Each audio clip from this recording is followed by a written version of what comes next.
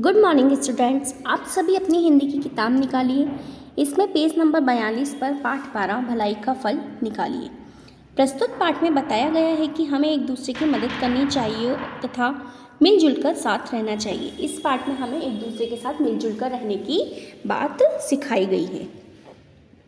श्यामपुर गांव के पास एक बाग था। वह हरे भरे पेड़ों से भरा हुआ था। वहीं पर आम का एक पेड़ था। उसके पास ही एक घना ऊंचा नीम का पेड़ भी था। नीम का पेड़ अपने पड़ोसी पेड़ों से बात तक नहीं करता था। उसे अपने ऊंचे होने पर बहुत घमंड था। श्यामपुर गांव में एक बाग था। वहाँ पर बहुत सारे हरे भरे पेड़ थे। वहीं पर एक आम का पेड़ भी था और उसमें वहाँ पर उसी के पास एक घना ऊंचा नीम का पेड़ भी था। नीम का पेड़ अपने पड़ोसियों से बात भी नहीं करता था और उसे अपने आप पे ऊंचे होने पर घमंड था। एक दिन रानी मधुमक्खी नीम के पेड़ों के पास आई। उसने बड़े मधुर स्वर में कहा, नीम भाई तुम बहुत ऊंचे हो, मुझे अपनी शाखा पर छत्ता बनाने दो। नीम ने अकड़ते हुए कहा, जा कहीं और जाकर छत्ता बना, मुझे तेरी भिन भिन जरा भी नहीं सुहाती। रानी मधुमक्खी गिड़गिड़ाकर बोली, नीम भाई मान जाओ, तुम ऊंचे हो, तुम्हारी शाखा पर मेरा छत्ता सुरक्षित रहेगा। नीम पर उसकी प्रार्थना का कोई प्रभाव नहीं पड़ा। लाचार मधुमक्खी आम के पेड़ के पास पहुंची। उसने कहा, आम भाई क्या मैं तुम्हारी शाखा पर छत्ता बना लूँ? हाँ क्यों नहीं, आम ने बड़े प्यार से कहा। रानी मधुमक्खी के लिए मजदूर मधुमक्खियों ने फटाफट छत्ता बना दिया। एक दिन रानी मधुमक्खी नीम के पेड़ के पास जाती है और वह कहती है कि क्या मैं तुम्हारे पेड़ पर छत्ता बना लूँ, क्योंकि तुम ऊंचे हो और ऊंचे होने के कारण मेरा छत्ता यहाँ पर सुरक्षित रहेगा। लेकिन नीम का पेड़ उसे मना कर देता है। तो वो उससे प्रार्थना करती है, प्लीज़ कि ना मुझे तुम्हारे इस पर छत्ता बनाने दो।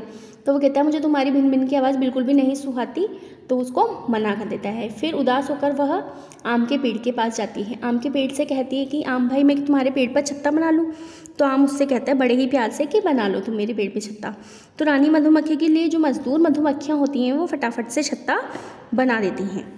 दूर दूर से रस लाकर उन्होंने छत्ते में इकट्ठा करना शुरू कर दिया। सारा दिन वहाँ भिन्न भिन्न होती थी। आम का पेड़ चुपचाप सब सहता था। उसे खुशी थी कि वह किसी के काम आ रहा है। उसने नीम से कहा, भाई तुमने मधुमक्खी को मना करके अच्छा नहीं किया, हमें एक दूसरे की मदद करनी चाहिए। नीम को आम की सीख अच्छी नहीं लगी। नीम ने झिड़कते हुए कहा, अपनी सीख अपने पास रख। दूर दूर से मधुमक्खियाँ रस लाकर छत्ता में इकट्ठा करने शुरू कर देती हैं और उनके सारा दिन भिन्न भिन्न की आवाज़ होती रहती है। आम का पेड़ लेकिन सब कुछ चुपचाप सहता है, लेकिन उसको खुशी होती है इस बात की कि वह किसी के काम आ रहा है। तो वह नीम से कहता है, भाई तुमने मधुमक्खियों को मना करके अच्छा नहीं किया, हमें एक दूसरे के काम आना चाहिए। तो नीम का पेड़ उससे कहता है, तुम अपनी सीख अपने पास ही रखो।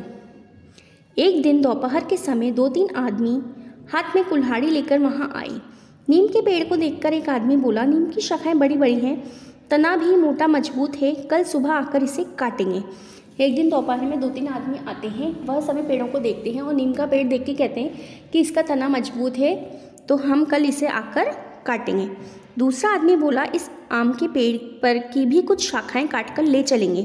तीसरे आदमी ने छत्ते की ओर इशारा करते हुए कहा, ना बाबा ना, आम की शाखाओं को तो हाथ भी नहीं लगाना, वहाँ बहुत बड़ा छत्ता है, काट खाएंगी मधुमक्खियाँ। दूसरा आदमी बोलता है कि आम के पेड़ की भी शाखाएं कुछ काट कर ले चलेंगे। फिर तीसरा आदमी कहता है कि ना बाबा ना, यहाँ पर तो छत्ता बना हुआ है, मधुमक्खियाँ काट खाएंगी। नीम का पेड़ उनकी बातें सुनकर थर थर काँपने लगा। रोते हुए बोला, आम भाई मुझे बचा लो। रानी मधुमक्खियाँ एक छत्ता मेरी शाखा पर भी बना लो। नीम का पेड़ उनकी बातें सुनकर काँपने लगता है और आम के पेड़ से कहता है, आम भाई मुझे बचा लो। और मधुमक्खियों से कहता है, तुम मेरे पेड़ पर भी एक छत्ता बना दो। रानी मधुमक्खी बुन भुनाकर बोली, मैं क्यों बनाऊं छत्ता? जब मैंने पेज पलटिए प्रार्थना की थी तब क्या तुमने मुझे सुनी थी? रानी मधुमक्खी उससे भुनभुनाकर गुस्से में कहती है कि जब मैंने तुमसे प्रार्थना की थी तो तुमने मेरी प्रार्थना सुनी थी क्या? मैं क्यों बनाऊं तुम्हारे पेड़ पे छत्ता? नीम फूट फूट कर रोने लगा। पछतावे के सिवाय वह कर भी क्या सकता था? नीम का पेड़ रोने लगता है और उसके पास पछताने के अलावा और कुछ कर भी नहीं सकता वह। दूसरे दिन सुबह वे आदमी कुल्हाड़ी लेकर आ पहुंचे। नीम के पेड़ की तो सांस ही रुक गई। जैसे ही एक आदमी ने पेड़ पर कुल्हाड़ी का वार करना चाहा, वह आदमी जोर से चीख उठा। सारी मधुमक्खियां उस पर टूट पड़ी थीं। तीनों आदमी जान बचाकर वहां से भाग गए। एक दिन सुबह सुबह जब वह तीनों आदमी कुल्हाड़ी लेकर आए तो नीम के पेड़ की तो सांस ही रुक गई। जैसे ही एक आदमी ने पेड़ से कुल्हाड़ी पर वार किया तो एक आदमी जोर से चीख उठा। सारी मधुमक्खियों ने उस पर वार कर दिया था और वो अपनी जान बचाकर तीनों वहाँ से भाग गए। रानी मधुमक्खी बोली, घमंडी नीम, आम भाई को धन्यवाद दो, उनके कहने पर ही हमने तुम्हारी जान बचाई है। मधुमक्खी की बात सुनकर नीम बहुत शर्मिंदा हुआ। उसने आगे से एक दूसरे की सहायता करने का वादा किया। सब मिलजुल कर साथ रहने लगे। रानी मधुमक्खी उससे बोलती है नीम से कि आम भाई का धन्यवाद करो, उसने ही तुम्हारी जान बचाई है, उसके कहने पर ही हमने तुम्हारी जान बचाई है। मधुमक्खी की बात सुनकर नीम बहुत शर्मिंदा होता है और वह उन सबसे वादा करता है कि आगे से मैं तुम सबके साथ मिलजुल कर रहूँगा, और वह सब साथ मिलजुल कर रहने लगते हैं। अब इस पाठ को आप अच्छे से पढ़िए और समझिए।